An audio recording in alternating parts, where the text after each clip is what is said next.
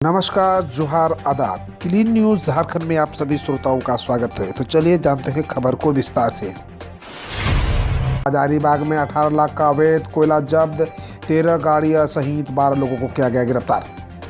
Hazaribagh DC Nancy सहाय द्वारा गठित task force से इचाक और बरही थाना क्षेत्र में छापेमारी कर अवैध कोयला लदे 11 ट्रक सहित 2 टर्बो गाड़ी जब्त किया गया। इसमें लगभग 258 टन कोयला मिला है। इसकी अनुमानित बाजार मूल्य 18 लाख रुपए आकी गई है। इस मामले में 12 लोगों को गिरफ्तार किया गया है, वहीं 40 लोगों को आरोपी बनाया गया है। इस कार्रवाई से कोयला माफिया के बीच हड़कंप मच गया है। झारखंड विधानसभा में खरसवां विधायक ने कस्तूरबा विद्यालय के पार्ट टाइम टीचर्स की कम मानदेय का उठाया मामला। झारखंड विधानसभा के शीतकालीन सत्र में खरसवां विधायक दशरथ गागराई ने कस्तूरबा गांधी आवासीय बालिका विद्यालय में सेवा दे रही अंशकालिक टीचर्स को कम मानदेय मिलने का मामला उठाया। विधायक ने मंगलवार को अल्पसूचित प्रश्न के जरिए इस मामले को उठाते हुए कहा कि पिछले 8-10 वर्षों से कस्तूरबा गांधी आवासीय विद्यालय में सेवा दे रही अंशकालिक टीचर्स को सिर्फ 6,000 रुपये मानदेय दिया जाता है, जबकि आदेशपाल लेखपाल से भी अंशकालिक टीचर्स को कम मानदेय मिलता है। उन्होंने सरकार से पूछा कि क्या अंशकालिक टीचर्स के मानदेय में बढ़ोतरी किया जा रहा है। झारखंड में नियुक्तियों को लेकर जल्द होगी वैकल्पिक व्यवस्था। राज्यपाल से भेंट कर सीएम हेमंत सोरेन ने कही बड़ी बात।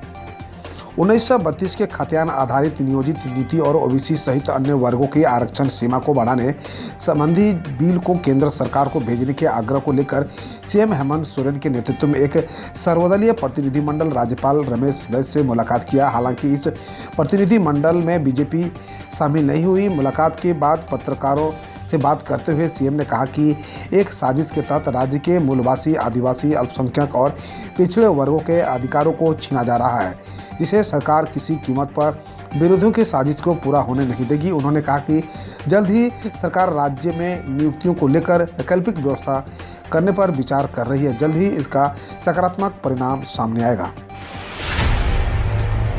लोकसभा में सीएम हेमंत सोरेन पर सांसद की आपत्तिजनक टिप्पणी की राज्य सरकार ने की निंदा, जताई नाराजगी।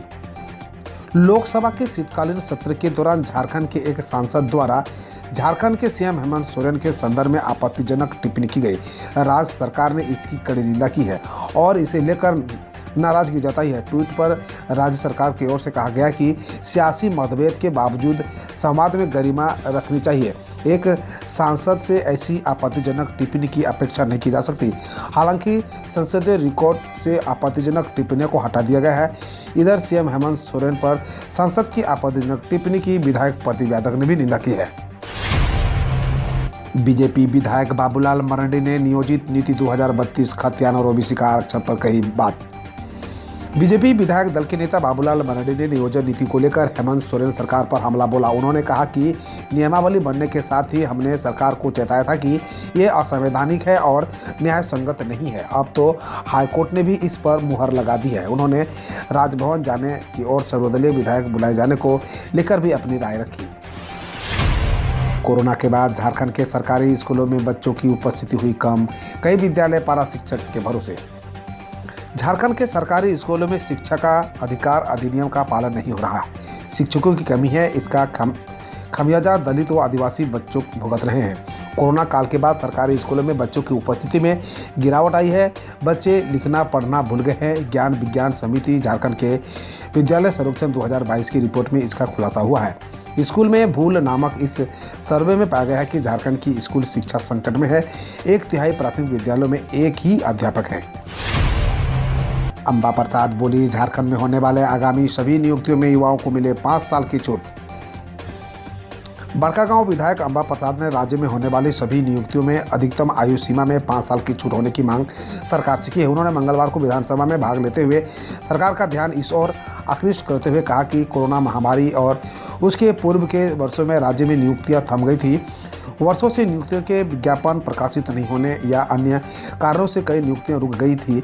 सरकार ने मिशन मोड में विभिन्न विभागों की नियुक्तियां विसंगतियों को दूर कर बहुत सारे महत्वपूर्ण कदम उठाए, परंतु अब झारखंड नियोजन नीति 2021 रद्द होने के बाद राज्य के युवाओं का भविष्य अधर में लटक गया है। जम्मू कश्मीर के शोपियां में लश्कर के जुड़े 3 आतंकी ढेर AK-47 राइफल व 2 पिस्टल बरामद। जम्मू कश्मीर के शोपिया में सुरक्षा बलों ने एक मुठभेड़ में लश्कर-ए-तैयबा से जुड़े 3 आतंकियों को मार गिराया है। पुलिस ने बताया कि इनमें से 2 की पहचान लतीफ लोन और उमर नजीर के रूप में हुई है, जो नागरिक हत्याओं में शामिल थे। पुलिस के मुताबिक इन आतंकियों के पास से AK-47 राइफल और 2 पिस्टल बरामद की गई है। दिल्ली के नोएडा में खुले में कूड़ा फेंकने वालों पर नजर रखने के लिए लगाए जाएंगे 450 CCTV कैमरे। उत्तर प्रदेश के नोएडा ने खुले में कूड़ा कचरा फेंकने वाले लोगों व कंपनियों पर नज़र रखने के लिए अगले महीने अलग अलग स्थानों पर 450 CCTV कैमरे लगाने की फैसला लिया है। एक अधिकारी ने बताया कि खुले में कूड़ा कचरा फेंकने वाले पर 5,000 से 1 लाख तक या इससे भी ज़्यादा जुर्माना लगाया जाएगा। केंद्र सरकार बोली PM आवास योजना शहरी के तहत 2,285 मकान ट्रांसजेंडरों के लिए स्वीकृति किए गए।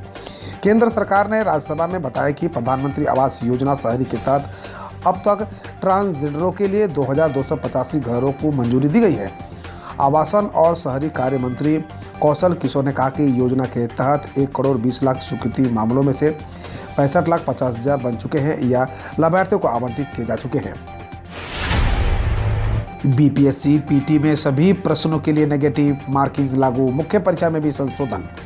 बिहार लोक सेवा आयोग ने 68वीं संयुक्त प्रारंभिक प्रतियोगिता परीक्षा में सभी प्रश्नों के लिए नेगेटिव मार्किंग लागू की है। साथ ही BPSC ने मुख्य परीक्षा में भी संशोधन किया है। मुख्य परीक्षा में परीक्षार्थियों को अब 300 अंकों के निबंधन पेपर की अतिरिक्त परीक्षा देनी होगी, जबकि वैकल्पिक विषय के प्रश्न मल्टीपल चॉइस क्वेश्चन टाइप के होंगे। जानिए भारत में कब तक चलेंगी बुलेट ट्रेन। भारत में बुलेट ट्रेन चलाने के लिए ट्रैक बनाने का काम जारी है। रेल मंत्री अश्विनी वैष्णव ने कहा कि 2026 तक भारत में पहली बुलेट ट्रेन चलने की उम्मीद है। ये ट्रेन अहमदाबाद से मुंबई तक चलेगी। 30 नवंबर तक बुलेट ट्रेन प्रोजेक्ट की फिजिकल काम 24.10% तक पूरा हो चुका है। प्रोजेक्ट पूरा होने पर ट्रेन की रफ्तार 320 किलोमीटर होगी और अहमदाबाद मुंबई का तय का सफ़र महज 2 घंटे 7 मिनट में पूरा हो जाएगा।